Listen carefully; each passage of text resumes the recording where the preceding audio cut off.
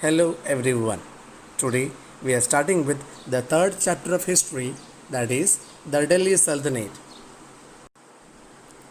The political formation known as Delhi Sultanate started from 1206 CE and lasted till 1526 CE. The period saw the rise and fall of five dynasties in India: the Slave dynasty, the Khilji dynasty, the Tughlaq, and the Sayyid and Lodi dynasty.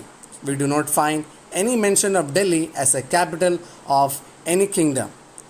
This was because Delhi became an important city only in the 12th century. It was under Tomars and Chauhan of Ajmer that Delhi became an important economic center.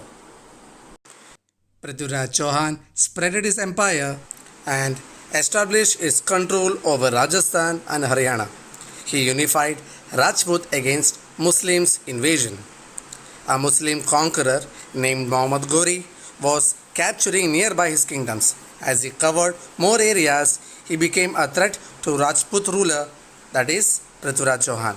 At the Second Battle of Tarain, Prithviraj was defeated and captured. It is said that he was tortured and his eyes were blinded with the red hot iron rods. Thereafter, in an archery contest, he displayed his skills by hitting targets in spite of being blind. Gauri is said to have praised him for his skills. On hearing his voice, Prithviraj believed to have aimed an arrow on his direction that killed his enemy Muhammad Ghori. Now, let's start with the great rulers, that is Sultans of Delhi from 12th century to 15th century. The Slave Dynasty. The kingdoms established in 1206 CE by Qutbuddin Aibak came to be called as Delhi Sultanate. He was one of the generals of Muhammad Ghori. From being a slave, Qutbuddin Aibak became the founder of an empire in India. It was called the Mamluks or Slave Dynasty because the early sultans called Mamluks had been slaves who had risen to positions of power because of their intelligence and hard work. After the death of Muhammad Ghori, Qutbuddin Aibak became the first independent Muslim ruler in India, as he was not controlled by the rulers of Ghori. The Turkish Sultan faced many difficulties in India. There were repeated Mongol invasions from northwest. The Rajputs and others tried to regain their independence, and there were many conflicts among the Turks themselves. It took 100 years to secure their position in northern India. Iltutmish. Iltutmish was the son-in-law of Qutbuddin Aibak, who came to throne in 1211 CE. After defeating Aibak's son in the north, he had to fight against Turkish nobles and the Rajput rulers. He brought Punjab, Sindh, Bihar and Bengal under his control. He is said to be the greatest ruler of this dynasty and was able to resist the Mongol attack on India led by Genghis Khan. He completed the Qutub Minar studied by Qutbuddin Aibak. He was succeeded by his daughter Razia Sultana. After Iltutmish's death, his able daughter Razia Sultana ascended the throne in 1236 CE.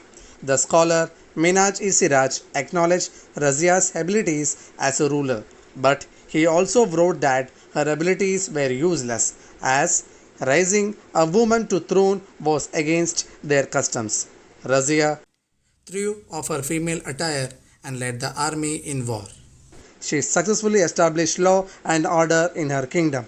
The nobles conspired against her as they wanted power in their hands. They killed her in a battle near Delhi in 1240 CE. Ghayasuddin Balban. After several weak rulers, Balban, a powerful noble, became Sultan in 1265 CE. He continued Iltutmish's policy of suppressing revolts and strengthening the Sultanate hold over its territories. After becoming the Sultan, Balban faced many problems. He had to defend his empire from the foreign invasions of Mongol and also had to deal with the Hindu Rajput rulers and Jats who rebelled against him. Some of the nobles became very powerful and were threatening the position of the Sultan.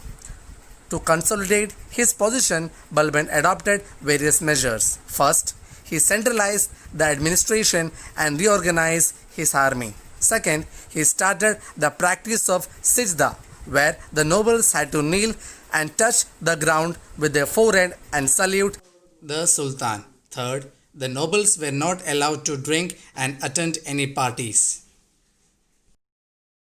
Fourth, he established an efficient spy system. Fifth, he restored law and order in the Ganga Yamuna, that is Dohab, the land between two rivers. That is the meaning of Dohab, by adopting a policy of blood and iron. These measures brought fear in the minds of the nobles, and Balban was able to curtail the power of the nobles. When he died, the Turkish rule had been firmly established in Delhi. His successors were weak and incompatible, and by 1290 CE, the slave dynasty came to an end. Likewise, here we are finished with our slave dynasty. And next, we will start with the Khilji dynasty, 1290 to 1320 CE. Alauddin Khilji was the first Turkish Sultan. He built an empire in India after murdering Jalaluddin in 1296 CE. During his rule, the boundaries of the Khilji dynasty extended from Vindhya up to the Deccan. Being a shrewd administrator and a brilliant military general, he conquered territories in quick succession. He conquered Gujarat and Malwa in the west and Chittor in Rajasthan. He then launched his famous campaigns into the Deccan. He was the first Delhi Sultan to cross the Vindhya mountains. This campaign were led by Malik Kafur, a slave captured in Gujarat.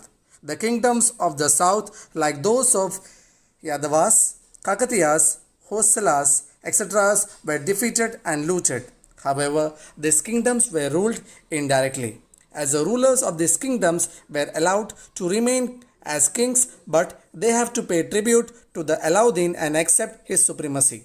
Thus, Alauddin did not have to bother about the administration in these areas, but at the same time got regular tribute from the kingdoms, which made him rich. Alauddin's administration. To maintain his long-standing army, Alauddin needed large revenues. So he adopted a bold market policy and controlled the price of all commodities. Alauddin set up 3 markets at Delhi, one for food grains, one for hoods, slaves and cattle, and the third for costly items such as imported clothes. The prices were fixed and quite low. The Sultan made arrangements for the government to buy all excess non-perishable commodity which were stored in a huge warehouse. A strict watch was kept over buying and selling, and anyone cheating on price or weight was severely punished. Hoarding was prohibited. An officer called Shahnas was in charge of each market. Land was the most important source of revenue. Land revenue was collected as a share of the agricultural produce.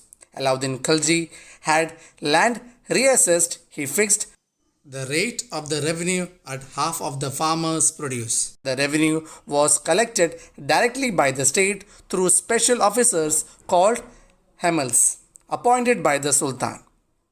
Alauddin paid his soldiers fixed salaries in cash, and peasants had to sell their produce to be able to pay the revenue.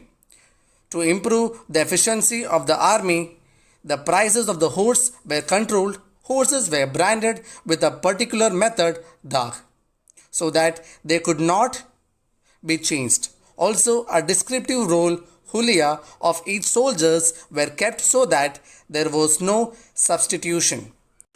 He had a very well organized intelligence spy system that kept him informed of what was happening in the empire. So here we come to an end. The rest of the chapter will be continued in part 2. Thank you.